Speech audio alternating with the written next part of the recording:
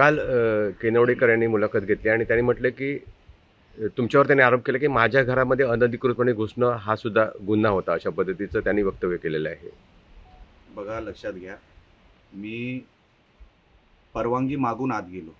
ज्यांनी दरवाजा उघडला त्यांनी मला थांबवायला पाहिजे होतं. ते उलट म्हटले या. बसायलाही सांगितलं, मी बसलो नाही, तो भाग वेगळा. मग अनधिकृत कसं? एक नाही 2-3 वेळा मला बोलले आपण बसा, आपण बसा. पण ज्या कारणासाठी मी गेलो होतो तिकडे बसणं काही बरोबर नाही, म्हणून मी बसलो देखील नाही. आणि बघा, लक्षात घ्या, एक क्राईम सीन होत असताना उद्या गव्हर्नमेंट फॉरेस्टमध्ये कुठला क्राईम घडला आणि मी पाठलाग आरोपीचा केला म्हणजे काय गव्हर्नमेंट माझ्यावर केस करणार आहे? मी क्राईम शोधून दिला आहे पोलिसांना. आता उलटे आरोप जे काय करताय ना तुम्हाला लाज वाटली पाहिजे की आपण काय आरोप करतोय. उलट तुम्ही क्राईम केलात त्याची माफी मागायची सोडून तुम्ही म्हणताय काय की आतमध्ये कसा शिरला. अहो, जिथे क्राईम होणार तिथे परवानगी घ्यायची गरज नसते. मी उद्या कुठेही रस्त्यात पकडून किंवा कोणाच्या घराच्या बाहेर पकडून जर आरोपी दिला तर पोलीस मला हे नाही विचारणार की तुम्ही का पकडून दिला, त्यांच्या घरात कसा पकडला. क्राईम जो झालाय तो मी पोलिसांना दिला, दाखवला. आता ह्यांना जो विषय डायव्हर्ट करायचा आहे ना, हा विषय डायव्हर्ट करण्याचा भाग आहे. पण मी असा विषय डायव्हर्ट होऊ देणार नाही. पैसे आले कुठून, कोणाचे आहे, तेवढेच होते की अजून होते? आणि जर तुम्ही म्हणताय तुमच्या धंद्यातून आले तर त्याचा जीएसटी नंबर असतो, इन्कम टॅक्सची एंट्री असते, संबंधित माणसाचं नाव असतं. तुम्ही नाव तर सांगा, बाकीचं सगळं सोडून द्या. तुम्ही नाव सांगा की ते जे आहे, ते जे व्यवहार तुम्ही म्हणताय, जो व्यवहार झाला तो कोणी केला तुमच्या बरोबर, नाव तर सांगा. हे सगळी स्टोरी बनवण्यापेक्षा तुम्ही डायरेक्ट नाव सांगून टाका. हेच माझं म्हणणं आहे. त्यांनी प्रेसमध्ये असंही म्हटलं की माझं कुटुंब दबावामध्ये. कोणाच्या?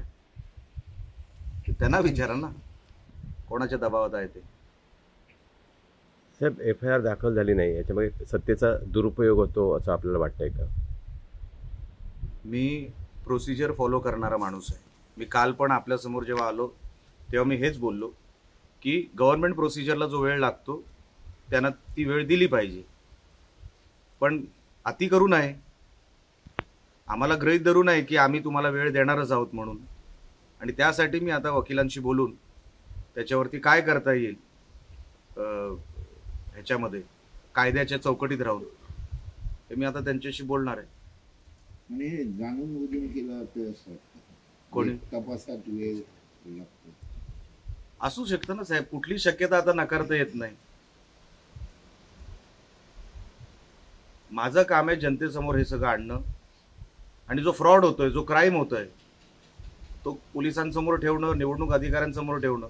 आता त्याच्यावर ते काय करतात, ते रिस्पॉन्स कसं देत आहेत हे तुम्ही बघताय. साधी एक नोटीस नाही संबंधित आरोपीला की तुमची ही रक्कम जी आम्ही जप्त केलेली रक्कम आहे म्हणजे तिथे क्राईम झालाय. आम्ही जबरदस्ती केली होती का जप्त करायला? निवडणूक अधिकाऱ्यांनी जप्त केली, बरोबर आहे. आणि मला काल तुमच्याच सगळ्यांसमोर सांगितलं की आम्ही ती अहवाल समिती समोर पाठवलेली आहे. बरोबर की चूक? मी त्याच्यातला एकही शब्द गाळत नाही. त्यांनी मला सांगितलेले शब्द तुमच्या समोर त्यांनीच मला सांगितलं की ती रक्कम आम्ही जमा केली आहे.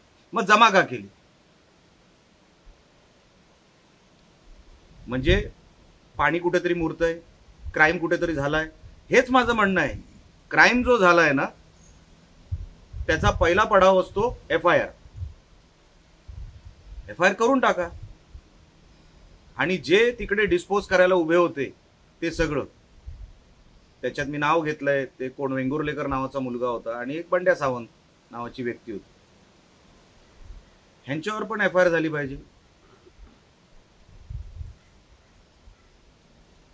पालकमंत्री म्हणतायत की हमाम में सब नंगे होते. हे उर्दू आहे. त्याच्या पलीकडे काय बोलू शकत नाही. नाही, पण आज तुम्हाला उद्देशून आहे असं वाटतंय लोकांना. तुम्ही काय- लोकांना वाटतंय ना, मला नाही वाटत. मी काम करतोय माझ्या पक्षाचं आणि पक्षाचं काम करत राहणार. कुठेही मला आढळलं की काहीतरी चुकीचं होतंय तर मी आवाज उठवणार. माझ्याकडे जे पुरावे आहेत त्या पुराव्यानिशी मी बोलतोय, त्या पुराव्याच्या आधारावर मी बोलतोय. साहेब, एक कुठलंही माझं पहिल्या वोटर लिस्टपासून ते भाजपच्या ज्या उमेदवार आहेत त्यांच्यावर आणि आता हे एक तरी मी विदाऊट पुरावा बोललो असा मला दाखला तुम्ही दाखवा.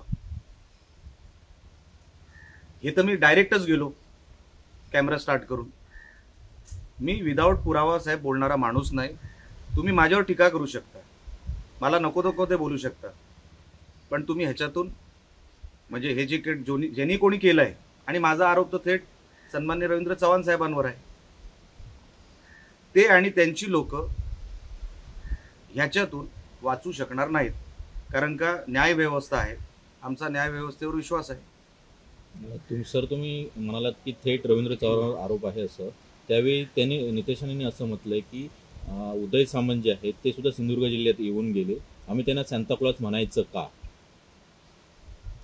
बघा, उदयजी सामंत येऊन गेले, तुम्ही मग दुसऱ्याच दिवशी आरोप करायला पाहिजे होते. तुम्ही का थांबलात? लक्षात घ्या, आरोप प्रत्यारोप होत राहणार. जेव्हा उदय सामंत येऊन गेले, तुम्हाला वाटलं ना की असं काय होतंय, तुम्ही तक्रार करायला पाहिजे होती. मी तक्रार केली, मी निवडणुकीच्या ऑफिसमध्ये गेलो, मी पोलीस स्टेशनमध्ये गेलो. मला वाटलं गडबड आहे, मी फॉलो घेतला, मी त्या विषयाचा पाठलाग केला, मला काहीतरी सापडलं. तुम्ही करायला पाहिजे होतं. जर असं काय घडत आहे असं तुम्हाला जर वाटत असेल, तुम्ही करायला पाहिजे होतं. लोकशाही आहे, आम्ही म्हणत नाही की तुम्ही करायला नको होतं. तुम्ही का केलं नाही हाही तुम्ही विचार करा. तुमच्या कार्यकर्त्यांना विचारा. ते वाटपात बिझी होते, ते पाठलाग कसा करणार? हातामध्ये 10,000 15,000 एक वोटरला द्यायचे होते, ते बिचारे त्याच्यात व्यस्त आहेत. बीजेपीचे सगळे कार्यकर्ते सिंधुदुर्ग जिल्ह्यातले, ते पाठलाग कसा करणार? क्राईम कसा शोधणार? त्यांचं पूर्ण लक्ष झालंय. आता बघा काय झालंय इकडच्या युनिटचं, भारतीय जनता पक्षाच्या रवी चव्हाण साहेबांच्या जवळ जेवढे आहेत त्यांनी बुकिंग करून ठेवली आहे गाडीची, घरांची, सोनं किती घ्यायचं, फिरायला कुठे जायचं, मग ते फ्लाईटमध्ये परदेशात कुठल्या कुठल्या देशात आपण जाऊ शकतो, ते आपले बँक बॅलन्स जमवत आहेत, आपलं कपाट भरत आहेत. हे पैसे जे काय त्यांना वाटतायत ना, त्यांना असं वाटतंय की हे पैसे खाली चाललेत, 60% पण खाली गेलेले नाहीत. हे सगळे गडगंज होणार, काही ठराविकच 10-15 जण, आणि मग उद्या ह्यांच्या घरात मर्सिडीज येणार. तर तुम्ही आश्चर्य वाटून घेऊ नका, कारण का हे वोटरना जे काही पैसे दिले होते ते 40% खाली कोण ना कोणतरी पसरवत आहे वोटरांच्या घरापर्यंत, पण बाकीचे पैसे वरचे खात आहेत. ते शोधणार कसे? ते खायला बसलेत. म्हणून माझ्या लफड्यात पडू नका, मी डायरेक्ट आउट करत असतो. साहेब, मगाशी जे हमाम में सब नंगे होते, याचा अर्थ असा होता की तुमच्याकडून पण पैसे वाटप होते अशा पद्धतीचा आरोप पुरावा होता. दाखवा, पुरावा द्या, त्यावर बोलूया. मी जर काय करत असेल, अच्छा तुमच्याकडे सगळी सत्ता आहे, तुम्ही फोन टॅप करू शकता, तुम्ही माझं लोकेशन ट्रेस करू शकता. SP 2-2 दिवस मालवणमध्ये येऊन बसतायत, चांगली गोष्ट आहे. अख्ख्या जिल्ह्यामध्ये आता फक्त मालवणच फक्त इलेक्शन लागलेली आहे, बाकी सगळे इलेक्शन संपलेले आहेत. तुमच्याकडे सगळं काय आहे ना, तुम्ही विचारताय का? ही धमकी का? करून टाका जे करायचंय ते. आणि भिजलेला माणूस हा कोणाला घाबरत नसतो, पावसाला घाबरत नसतो. जर मला हे सगळं करायचं आहे तर मला खात्री आहे की माझ्याबरोबर काय काय होणार आहे ते. म्हणून मला किती जरी काही तुम्ही स्टेटमेंट उलटे सुलटे देऊन माझ्यावर किती आरोप करायचा प्रयत्न केला, माझे हात स्वच्छ आहे. तुमचे हात स्वच्छ व्हावे ह्यासाठी हा निलेश राणेचा प्रयत्न.